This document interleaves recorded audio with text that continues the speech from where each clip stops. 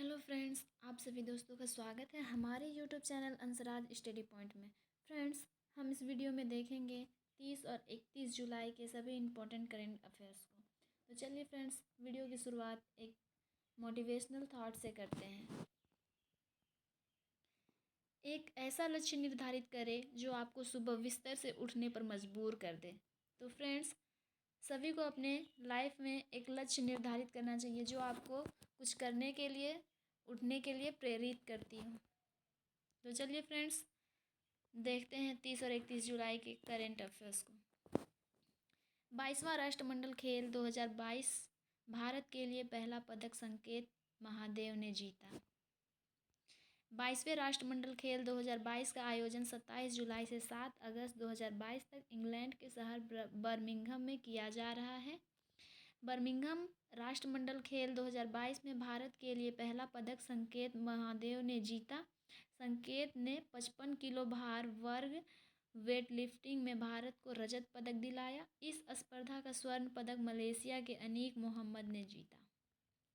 Next देखते हैं friends, 44वां FIDE शतरंज ओलंपियाड भारत की मेज़बानी में खेला जा रहा है।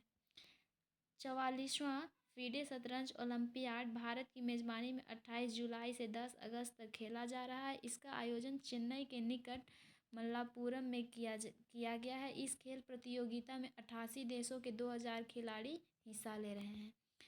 1927 से खेली जा रही यह प्रतिष्ठित प्रतियोगिता भारत में पहली बार और एशिया में 30 वर्ष बाद आयोजित की जा रही है। 44वें शतरंज ओलंपियाड का उद्घाटन प्रधानमंत्री नरेंद्र मोदी ने चेन्नई के जवाहरलाल नेहरू स्टेडियम में किया। नेक्स्ट, शतरंज ओलंपियाड मसाल की शुरुआत भारत से। अंतर्राष्ट्रीय शतरंज संघ ने इसी वर्ष 2022 में पहली बार शतरंज ओलंपियाड मसाल की शुरुआत की है।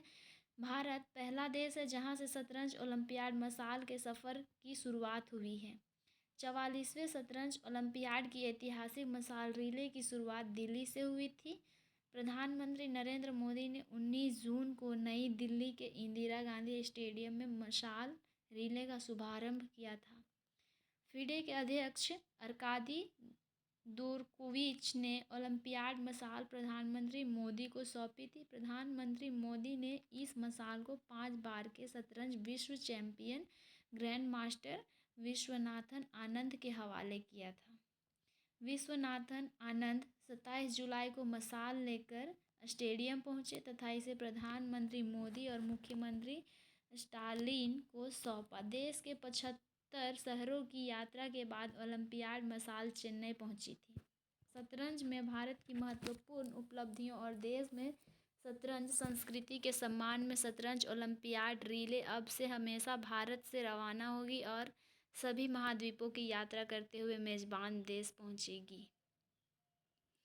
नेक्स्ट फ्रेंड, देखते हैं 44वें शतरंज ओलंपियाड के शुभंकर और लोगो थम्बी का अनावरण। तमिलनाडु के मुख्यमंत्री के स्टालिन ने 8 जून को इस ओलंपियाड के शुभंकर और लोगो थम्बी का अनावरण किया था। INS विक्रांत को भारतीय नौसेना को सौंपा गया। स्वदेशी विमानवाहक पोत INS विक्रांत को 27 जुलाई को भारतीय नौसेना को सौंप दिया गया। यह भारत का पहला स्वदेशी विमानवाहक पोत है जिसका निर्माण कोचिन शिपयार्ड ने किया है। इन्हें अगस्त 2022 में नौसेना के बेड़े में शामिल किया जाएगा। आगे देखते हैं फ्रेंड्स, INS विक्रांत एक दृष्टि। विक्रांत को नौसेना को सौंपे जाने के साथ ही भारत उन चुनिंदा राष्ट्रों में शामिल हो गया है जो देश में ही विमानवाहक समुद्री जहाज का निर्माण करते हैं।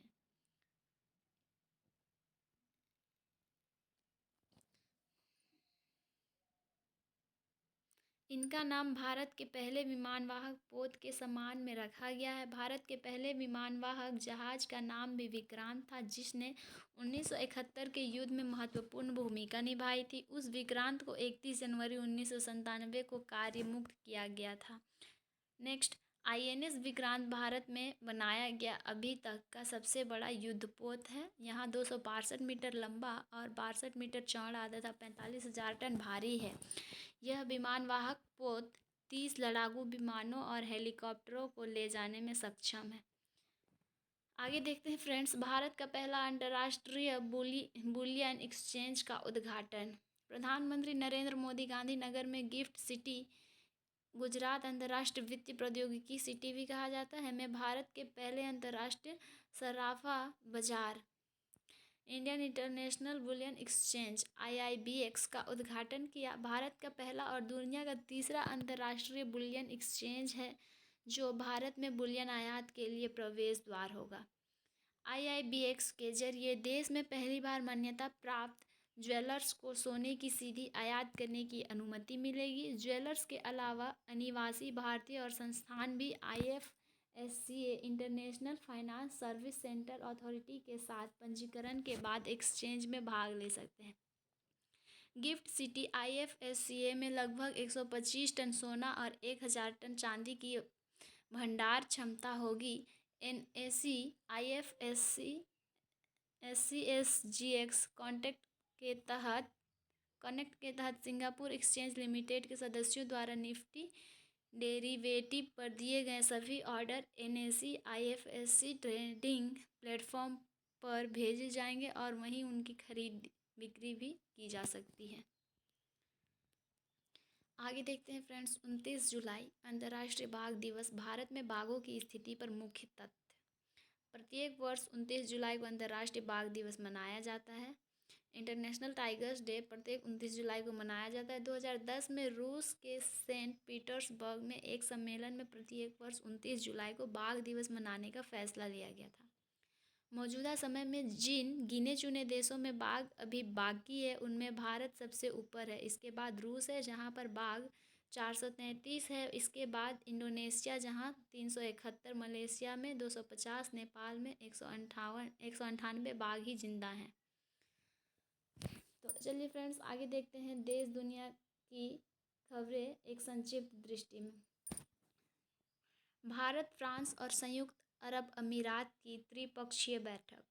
भारत, फ्रांस और संयुक्त अरब अमीरात की त्रिपक्षीय बैठक 27 जुलाई को नई दिल्ली में हुई। तीनों पक्षों ने हिंद प्रशांत क्षेत्र से संबंधित प्रमुख क्षेत्रों पर विचार साझा किया। हिंद प्रशांत क्षेत्र में त्रिपक्षीय सहयोग बढ़ाने के प्रभावी उपायों पर भी विचार विमर्श किया गया।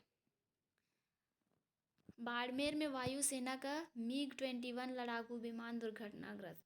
राजस्थान के बाड़मेर जिले में कल रात भारतीय वायुसेना का MiG-21 प्रशिक्षक लड़ाकू विमान दुर्घटनाग्रस्त हो गया। इस घटना में 2 पायलटों की मौत हो गई। आगे देखते हैं फ्रेंड्स, मालदीव के राष्ट्रपति इब्राहिम मोहम्मद भारत की यात्रा पर। मालदीव के राष्ट्रपति इब्राहिम मोहम्मद साली 1 से 4 अगस्त तक सरकारी यात्रा पर भारत आ रहे हैं। उनके साथ उच्च स्तरीय अधिकारी और व्यापारिक शिष्टमंडल भी आ रहा है। राष्ट्रपति सोलिह राष्ट्रपति द्रौपदी मुर्मू और प्रधानमंत्री नरेंद्र मोदी से मुलाकात करेंगे। आगे देखते हैं फ्रेंड्स, अमेरिका के GDP में लगातार दूसरी तिमाही में गिरावट। अमेरिका के सकल घरेलू उत्पाद में इस वित्तीय वर्ष की दूसरी तिमाही में 0.9% की कमी आई है। पहली तिमाही में भी GDP में 1.6% की कमी दर्ज की गई थी। अर्थव्यवस्था में लगातार दूसरी तिमाही में गिरावट से मंदी का संकेत है। आगे देखते हैं फ्रेंड्स, प्रधानमंत्री ने संयुक्त राष्ट्र महासचिव से बातचीत की। प्रधानमंत्री नरेंद्र मोदी ने संयुक्त राष्ट्र महासचिव एंटोनियो गुतेरस से टेलीफोन पर बातचीत की। दोनों नेताओं ने कांगो में संयुक्त राष्ट्र के मिशन पर हाल के हमले को लेकर बातचीत की। इस हमले में भारत को 2 शक्ति सैनिक शहीद हो गए थे। संयुक्त राष्ट्र शांति मिशन में अब तक भारत के 2.5 लाख से अधिक सैनिक काम कर चुके हैं, जिनमें 177 शांति सैनिक शहीद हुए हैं। तो फ्रेंड्स, अगर वीडियो अच्छी लगे तो वीडियो को लाइक, शेयर और चैनल को सब्सक्राइब कीजिएगा। Thanks friends.